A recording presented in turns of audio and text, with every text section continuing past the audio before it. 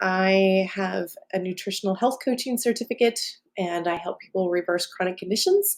But I also have a doctorate in quantum healing, which really goes into that inner healing work that we need so desperately in order to heal the mind, body, and spirit.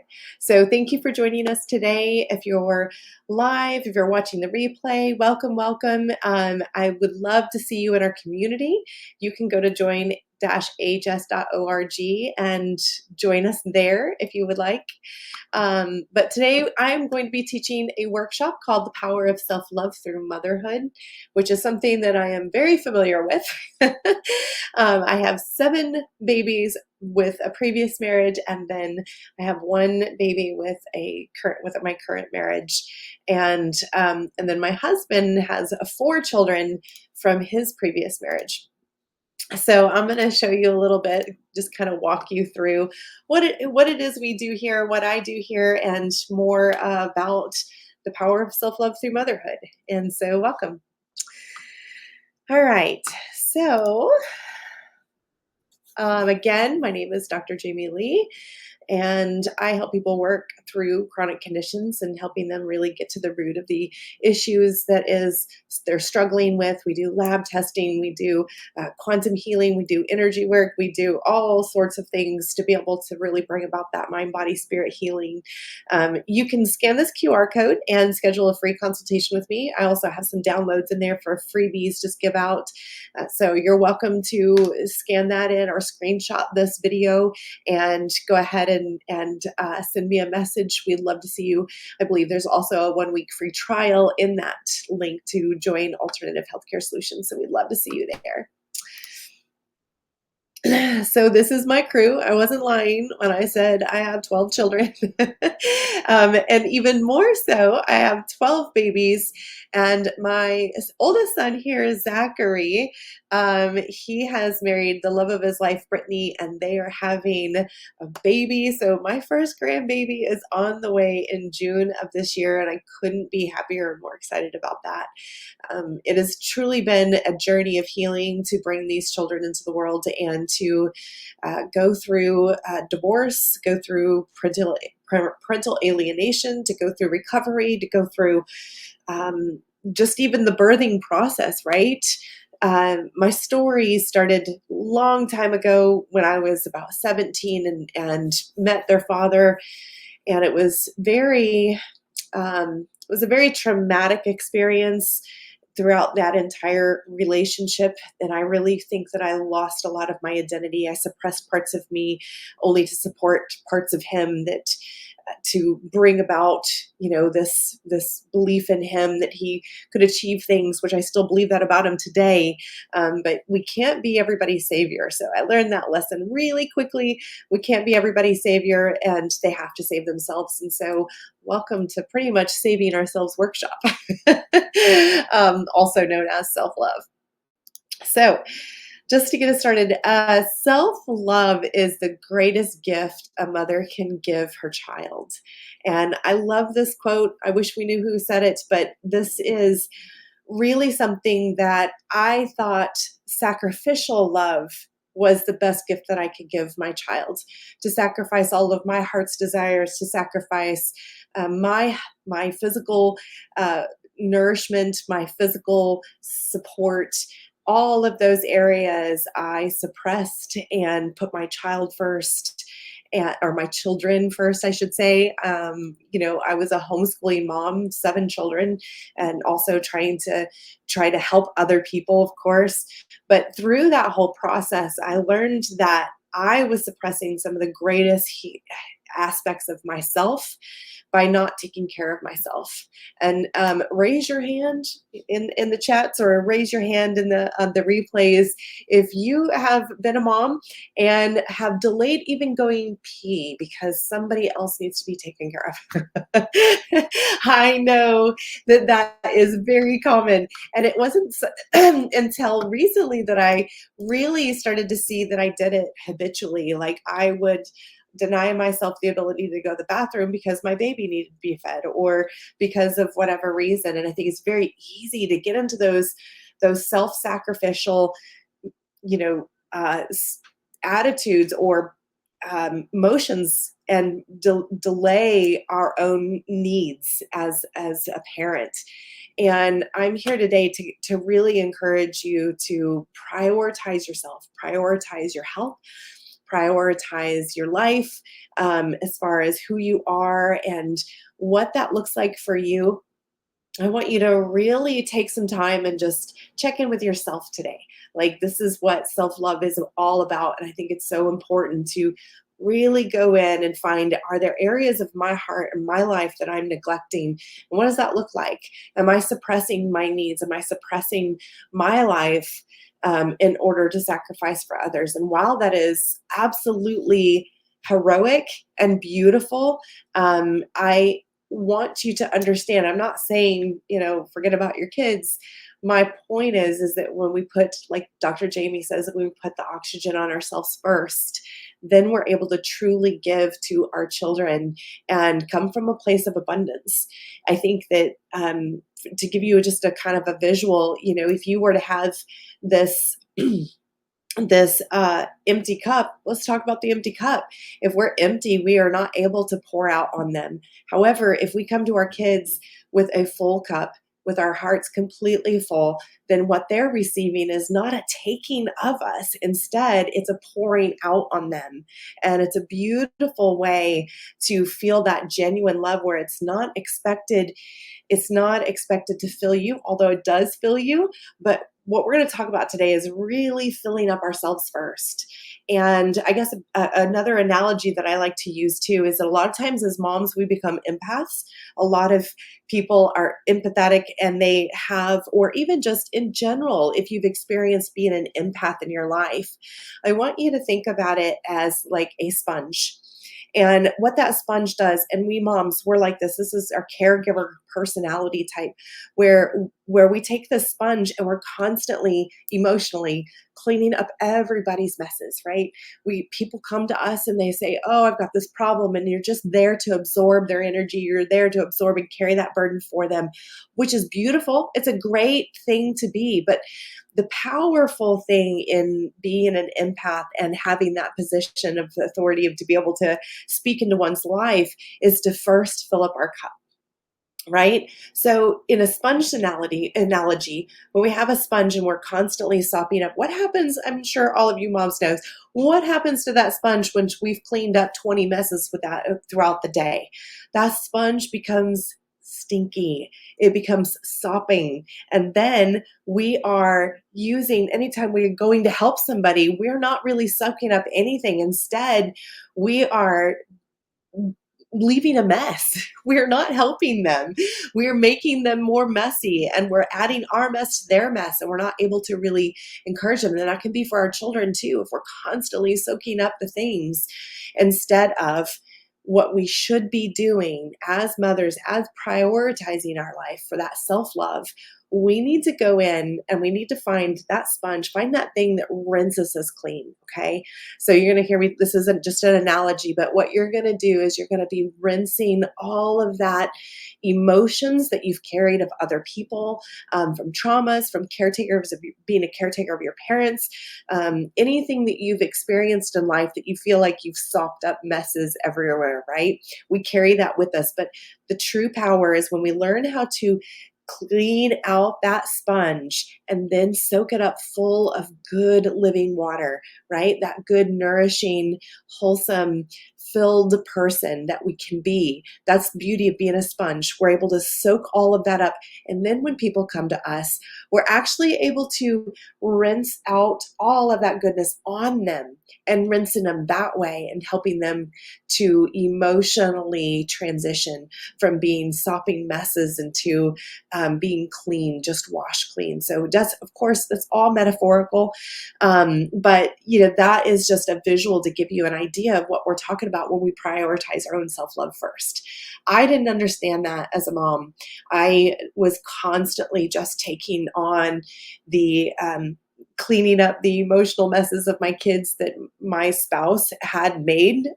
He was constantly dysregulating my children, and I was constantly soaking up their needs and stuff. And of course, I was in such crisis mode as I'm taking care of my family and taking care of everyone that I really didn't realize how much survival mode I was in for so many years.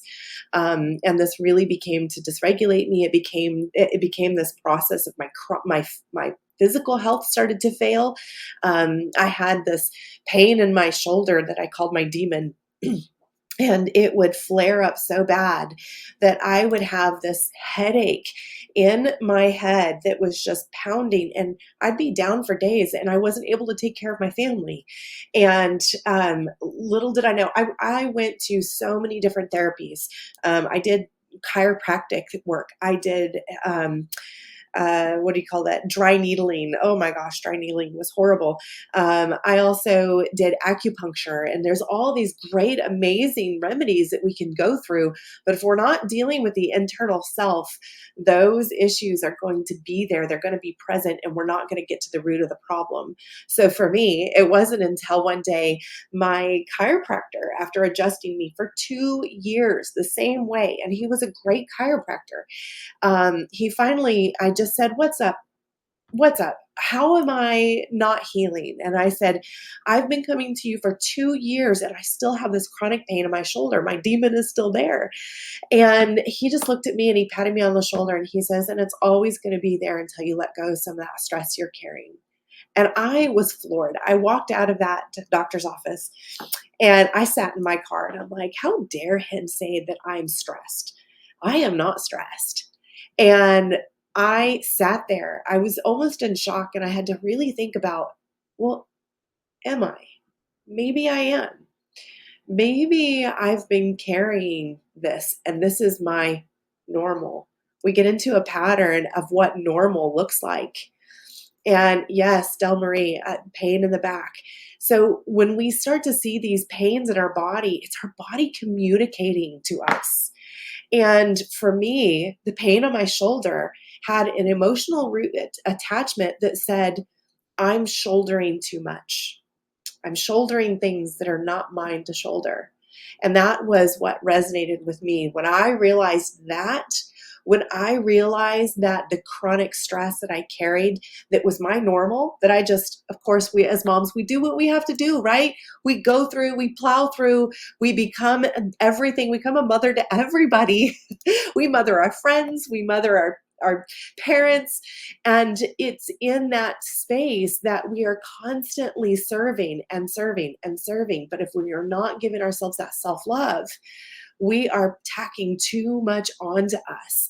So sometimes there's this emotional root, and Kate did a great workshop today on removing some of those heart walls and emotions in there. And I highly recommend, if this message resonates with you, to connect with Kate as well, because when we're too overwhelmed with the burden of carrying everybody else's burden, it's time to stop and it's time to take care of ourselves.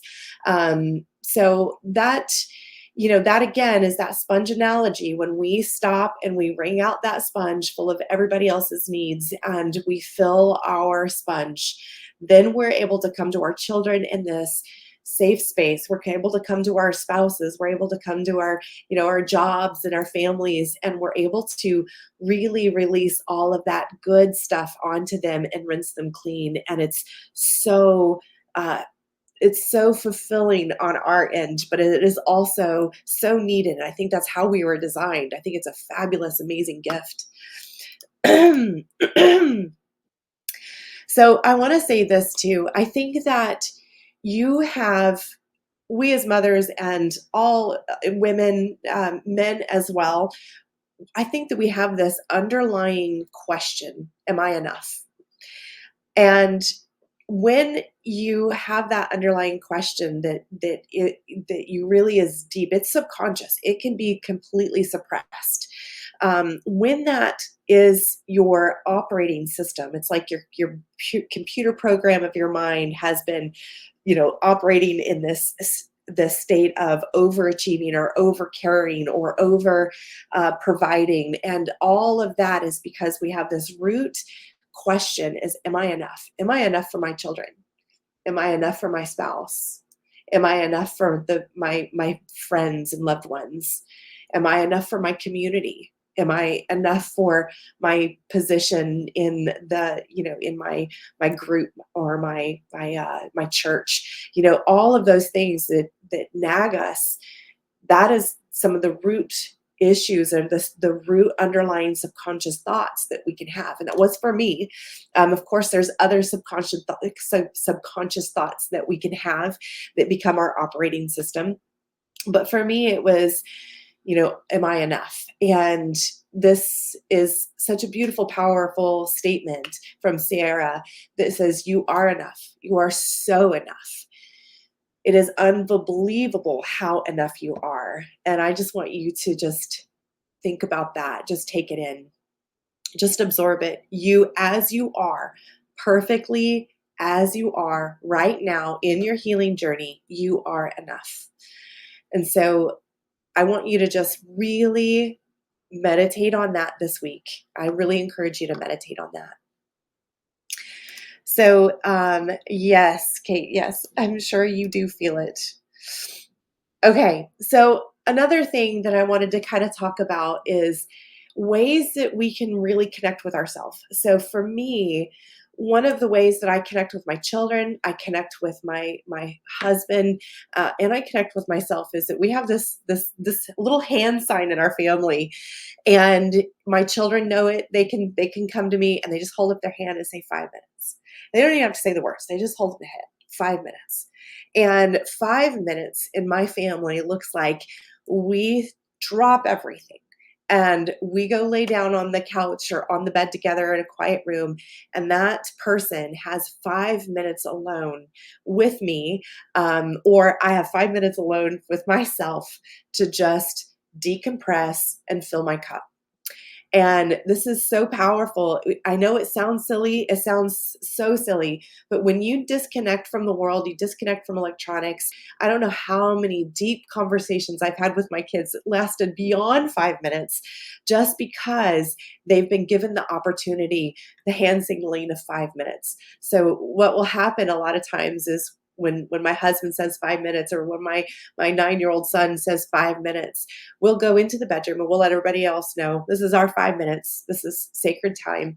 And we start out by simply putting our foreheads on each other. That's it. We just touch foreheads and close our eyes. And this is called self-regulated or co-regulating. And so we're coming into that calm place. He's feeling me breathe. I'm feeling him breathe. And then we lay on the bed, and we just talk. And I say, what's on your heart? And we share some things. It could be just the fact that he wants to share, or my 9-year-old might want to share that he just won a video game. It may be something simple like that.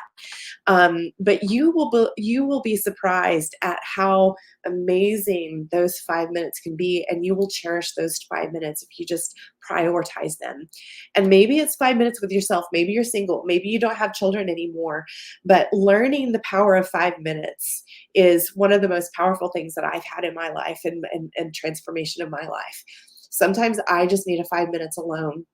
And when I go in there and I lay on my bed, a lot of times, yes, you might need 10. That's true. But it gives you that space. You would be surprised. I think that in the quantum world, there's kind of this theory that we stop time, and it will feel like you've stopped time when you prioritize and you focus those minutes. That 5 minutes may feel like an hour. um, and so what I'll do is I'll just go in there, I'll put on my meditation, or I will just be in stillness in a quiet room and sit with myself. What am I feeling? What am I holding that doesn't belong to me? What am I processing? And a lot of times I would say, especially if your body is resonating in pain, you need to prioritize this because the pain is communicating that it needs a minute with you. And you'll find that when you start taking these 5 minutes and laying down or being still. Sometimes when it's summer outside, 5 minutes is on my chair in the sun, and I'm just sitting there for 5 minutes observing the nature. I live on a 13-acre farm in the woods, and so I love to just sit there and absorb the sun and feel the earth, take off my shoes, ground myself, and just spend 5 minutes just being there, soaking it up. And this is such a powerful tool. It's so amazing. I challenge you all to try it. Del Marie, if you need 10, take 10. It is life changing, I promise you. So I want to talk about this next. This is a new talking point that I've created, and I just spoke to a large group just earlier this week. That was really a powerful new perspective that I want to share with you guys. So you have these four quadrants, right? The four quadrants start out of the individual internal, the individual external, the collective internal, and the collective external. And what that looks like for the collective internal, that's myself, right? That's me inside of here. Um, and with the collective internal, I have to bring that self awareness, my self talk, and my attitudes and my beliefs. Guys, I may have to stop at 1 second and go grab my baby. She seems to be fussing here. So give me 1 minute and observe this, and I'll be right back. Sorry, guys, hold on.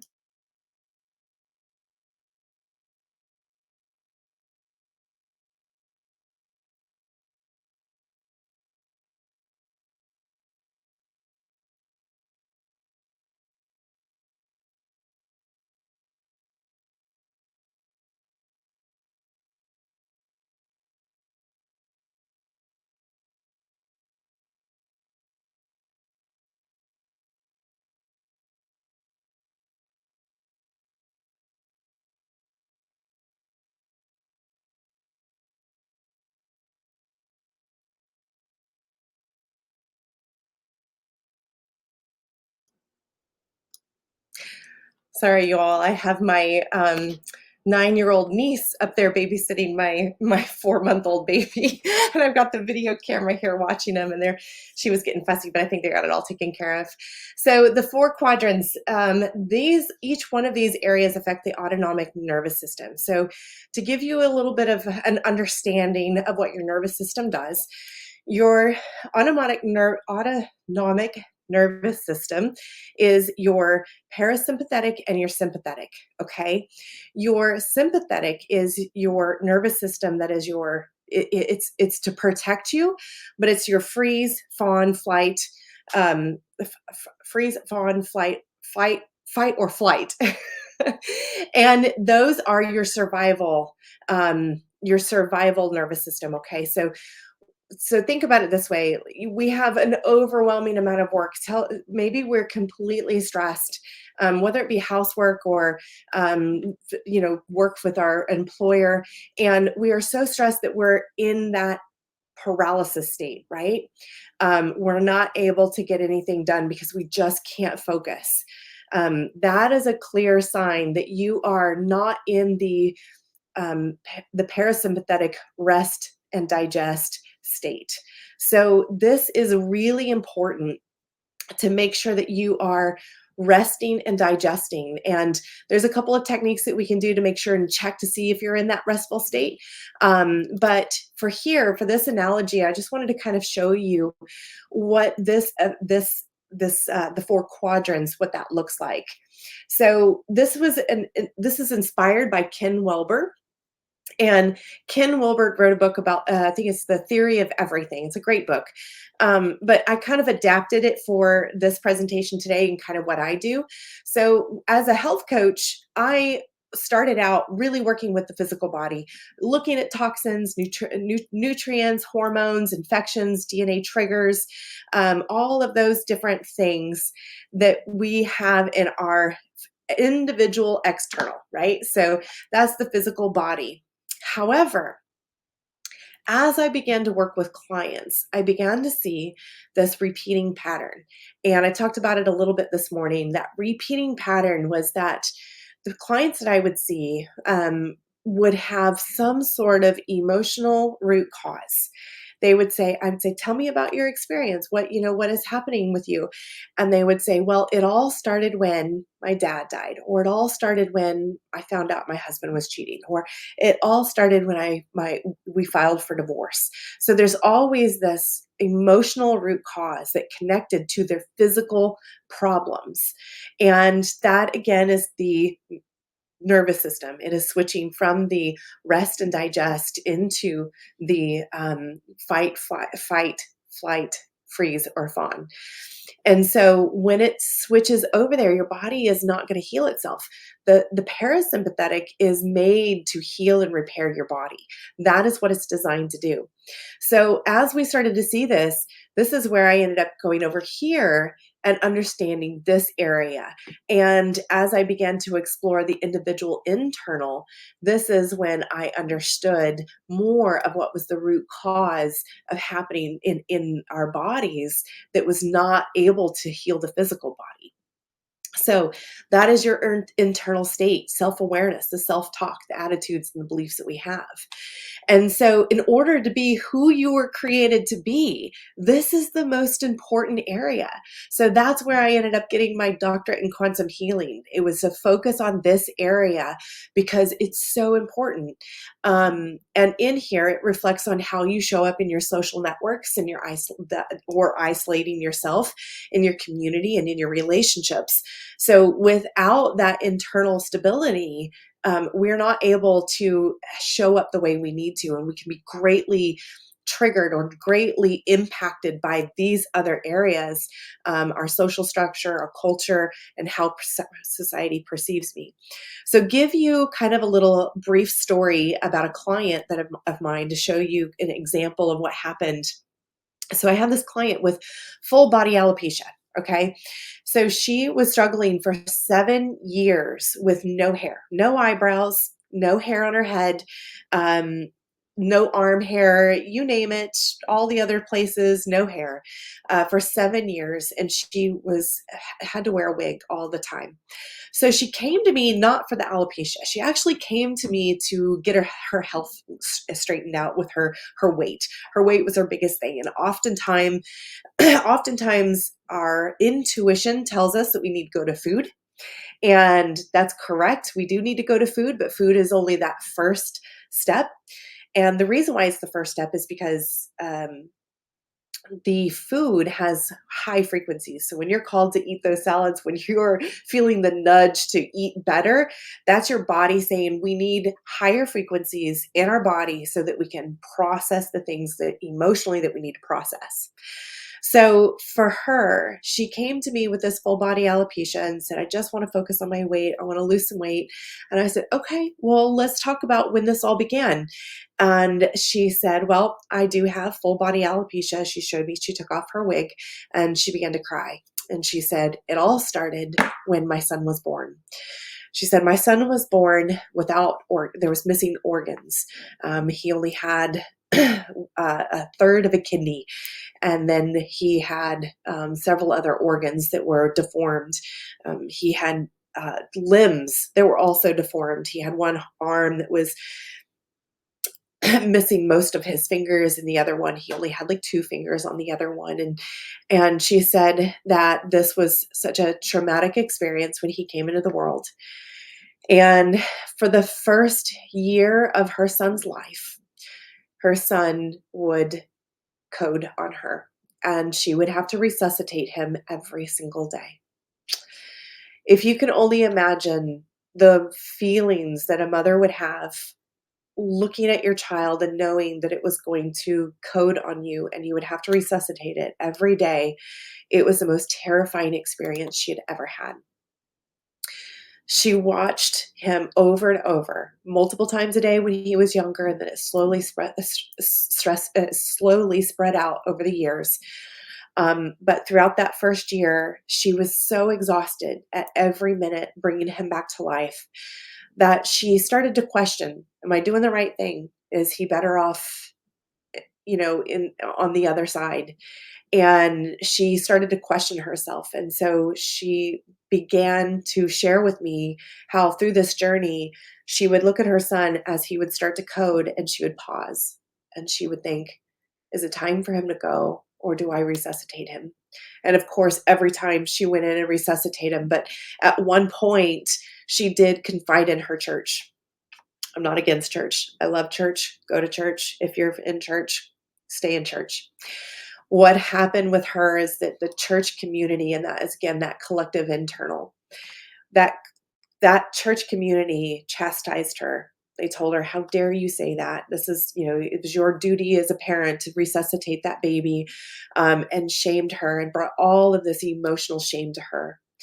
As you can imagine, this conversation was so emotional. I will never forget it. It brings me to tears to even think about it. And she was so emotionally upset that 7 years of this, 7 years of her child at any minute being in the emergency room. It was so touch and go for the longest time. It was very traumatic. But, anyways, we had to work through some things. And of course, we don't go through. I'm not talk therapy. I don't do talk therapy. I'm not a therapist. But we used emotion.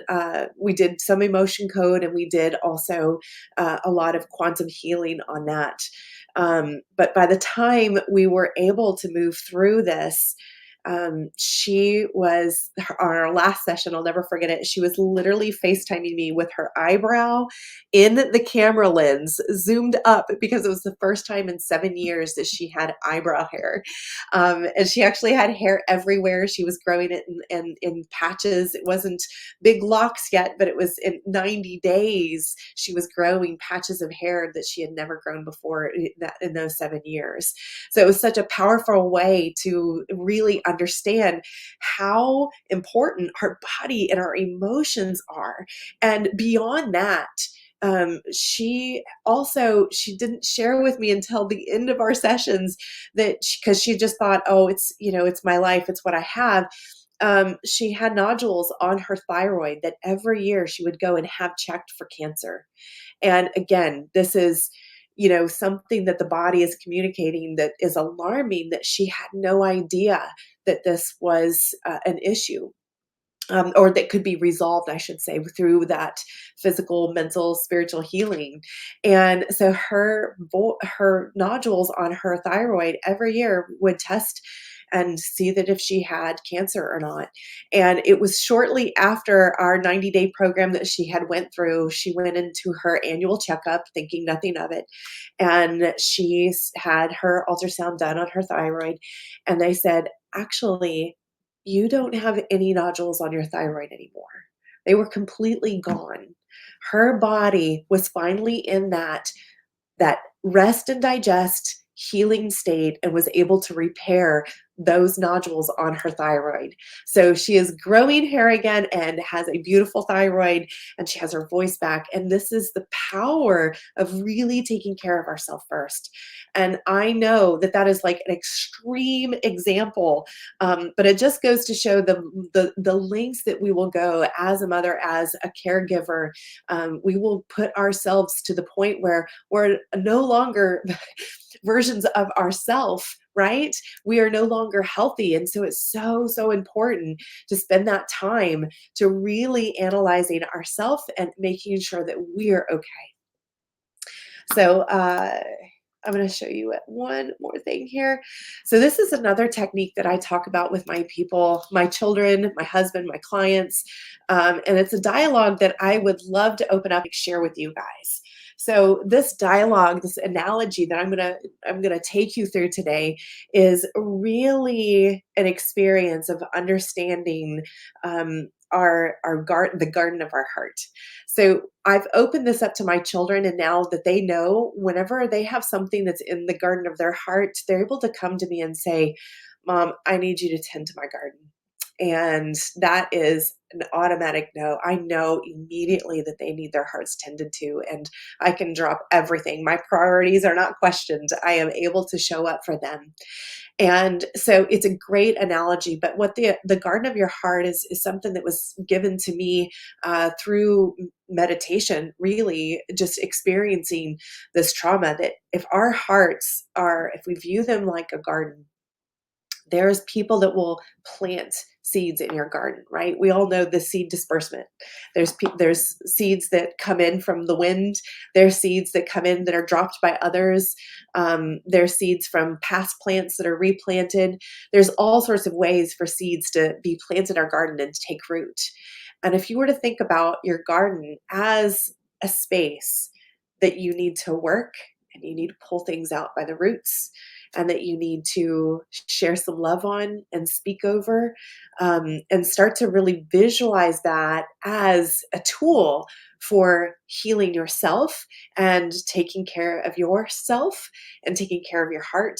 I know that between my husband and I, we're able to communicate this as well. And it can be all sorts of things. It can be just jealousy. Like if he has some sort of jealous moment that he just wants to be tended to the garden of his heart, I know that this is utmost priority and that I can go tend to that heart and remove it. So sometimes those seeds can be planted by words and our actions in our loved ones and or in our children or in our spouses accidentally. It's so easy to plant a seed in them and it takes root. And I want you to think about it this way as well. We all have areas in our garden that something has been planted from maybe childhood, maybe from a past relationship, maybe you've planted that thought in your head as well. Yes, triggers. That is there and you're not ready to deal with it. And it's this big, overwhelming weed in your garden that is choking out the fruit of the rest of your garden. It's taking from the soil, it's taking from the life that you're trying to nurture this garden.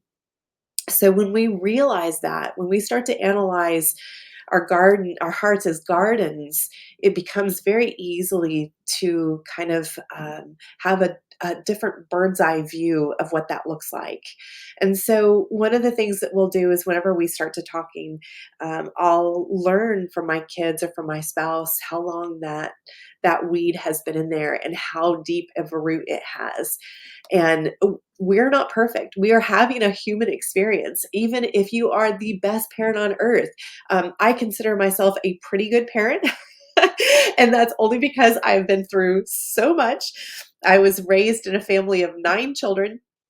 I was the second oldest. I was homeschooled. So I feel like my family is a second family of raising. However, I am not perfect at all whatsoever. But these tools and techniques are there to support us so that we can truly be there and show up for our kids, but first take care of ourselves. So I encourage you and I challenge you to really spend some time thinking about the garden of your heart. I want you to think about things that were planted there from childhood. And maybe it is just something we start with one little step at a time, one little seed that was planted. So I'd like to really quickly just demonstrate this by taking you through a meditation.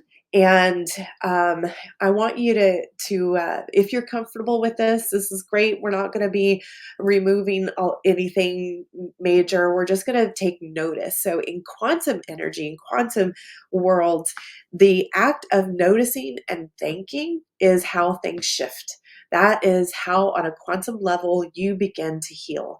So all it takes is that gratitude and that acknowledgement. So I want you to go ahead and just get comfortable if you can.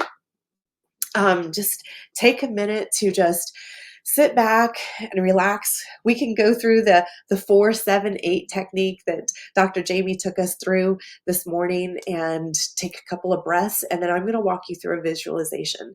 So to keep you from getting distracted and watching me, I'm actually going to turn off my camera right now so I can walk you through this. But I want you to just take a moment to take some deep breaths. I want you to focus on your breath and feel your body. I want you to breathe in for the count of 4, hold for the count of 7,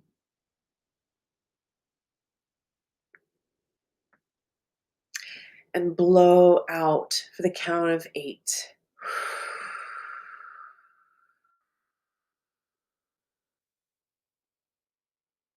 And breathe in for the count of 4,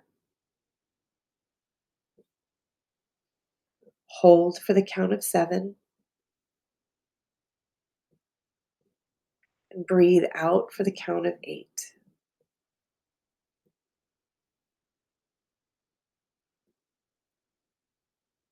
And breathe in for the count of 4, hold for the count of 7,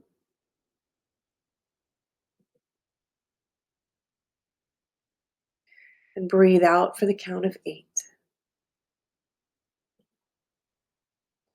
Now that we've tuned into our body and we've created this safe space for our nervous system. I want you to just acknowledge your body. I want you to feel your body, feel any pain. Thank the pain for being there, let it know that it no longer serves its purpose. I want you to feel your arms. I want you to thank your arms for all of the hugs that you've given to friends, family, loved ones, carrying your babies. I want you to acknowledge your heart. Just put your hands on your chest for a minute and just feel that space that has cared for so many people, that has carried so many emotions, that heart that keeps beating for you and breathing and allowing you to bring oxygen into your body along with the lungs. I want you to thank your legs. Feel your legs. Thank them for carrying you throughout life, for being your support. Acknowledge any pain that may be in your back. Notice if there's any pain there. If there's not, just thank it for being there. If the pain is there, just say thank you. Notice if it changes. When we're not feeling supported in life, sometimes our back can show us that we're not feeling supported. I want you to thank your feet. Feel your feet. They've carried you through life. They've been sturdy. They've kept you balanced. They keep you grounded. They release energy for you. And now, while we're thinking about our feet, I want you to imagine a garden. It's your garden. It can be flowers or it can be vegetables. It can be crazy and chaotic, or it can be organized and neat. Your garden is your garden, and those seeds have purpose. I want you to just take a moment to observe. Are there daisies in your garden? Are there flowers? Are there pennies?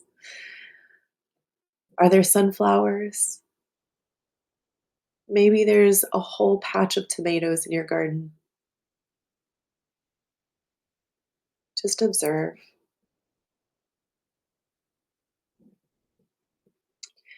I want you to also just observe if there's anything in your garden that doesn't belong. And just like we were identifying plants in our garden, I want you to just take notice. Was there something on a ticker tape that runs through your mind? Maybe it's I'm not enough. We don't need to know where that seed was planted or how it was planted. But I want you to just look at that seed, acknowledge it, thank it for being there. Let it know it no longer belongs in your garden. And you can remove that seed, remove that plant.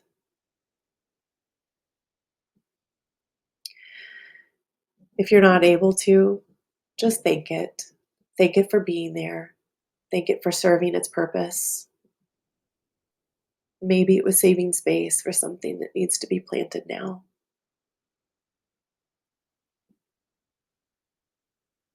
I want you to also just observe in your garden how much space you have for new plants, for new growth. Is your garden large? Maybe it's time to till the soil.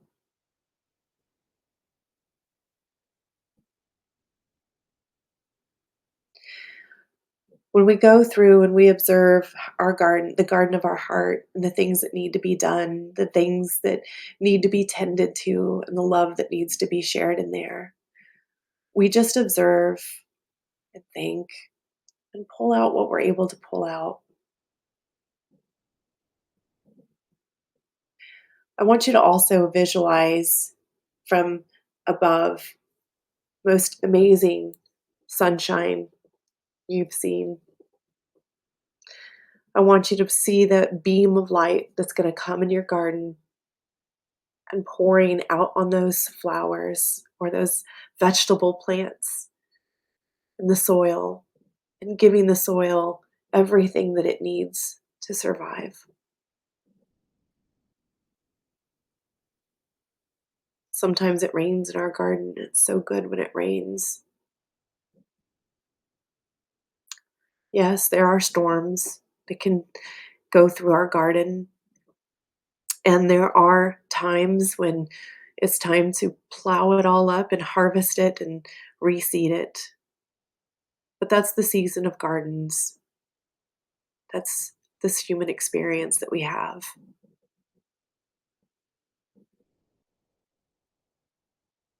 So I want you to remember your garden. Maybe there's a fence around your garden. Maybe it's open and free. Just want you to observe it. Thank it for being here in its existence.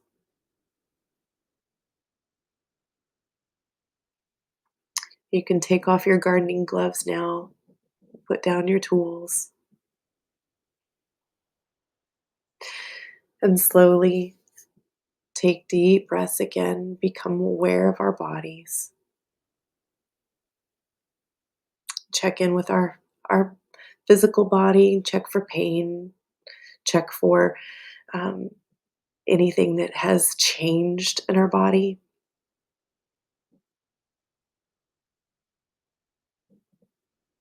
Check to see if we have any areas that are just feeling lighter, feeling more free. If you feel something heavy, feel free to put your hands on that spot and just give it some love.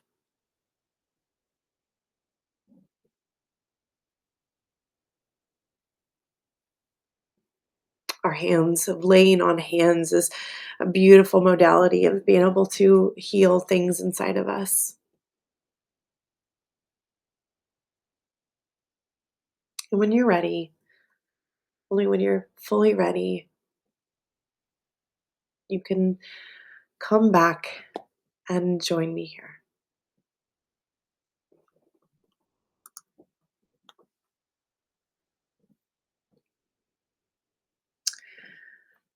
If you guys had any experiences there, feel free to drop them in the chat. I hope it was a new conversation starter. I hope that it was a new space for you to start to explore. And maybe it just takes 5 minutes a day to go in and show some love and tend to your garden of your heart in your 5 minutes.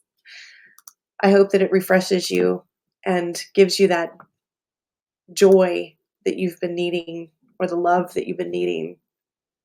And I want you to be able to experience how beautiful the inside of the garden of your heart is. And yes, we do have to tend to it. We're always going to have to tend to it. Our spouses, our children, always going to be planting seeds. There's always going to be an experience on this earth of something happening in our garden. But it's such a beautiful way to view our life and be able to find those people that you align with, find those modalities that you align with to be able to start really going in. Maybe you need a tiller. Maybe you need the big guns to come into the garden of your heart. Maybe you just need a daily walkthrough and start plucking just the little things. Or maybe you need to start spending more time planting seeds in the hearts of your children or in your own garden, planting seeds of truth inside of there. We are coming to a close here, and I wanted to go ahead and just share one more time. Let's see, I'll go back to the original sheet here and remind you again, feel free to reach out and screenshot this, jump on this QR code. You can set up a free consultation with me. We'll have a conversation. I love just meeting people. I love just connecting and seeing where I can help you, where I can connect you with somebody else. Maybe it's not exactly for you to go through quantum healing, or maybe it's not exactly you want to address the food side of your life, but I have a collective of practitioners that I can connect you with throughout this entire organization that I would love to provide with you different modalities, different experiences on your healing journey. So I invite you to come have coffee with me. It may be with a baby on my shoulder. I may have kids coming in every now and then, but they are, of course, they're always here. We talked a lot about parenting in the beginning of the show, as far as how we parent, and I'm attachment parenting style. So of course they're always attached to me. But I love to be able to share with other moms, share with other people, just kind of my story and my healing journey. So I would love to connect with you. Feel free to set up a call. And for today, since we're coming close to an end here, we've got one more workshop in another hour. So we'll take another hour-long break, but feel free to reach out. We also have DMs. You're able to go into that envelope up at the corner and message anybody in this platform. You're able to jump in and jump in a virtual chat and talk more about what it is that you experience throughout your day of self-love today. I'd love to hear, your experience today and what you'd like to see in the future as well. So please reach out and connect with people and feel the love that we have for you today here at Alternative Healthcare Solutions. Thank you.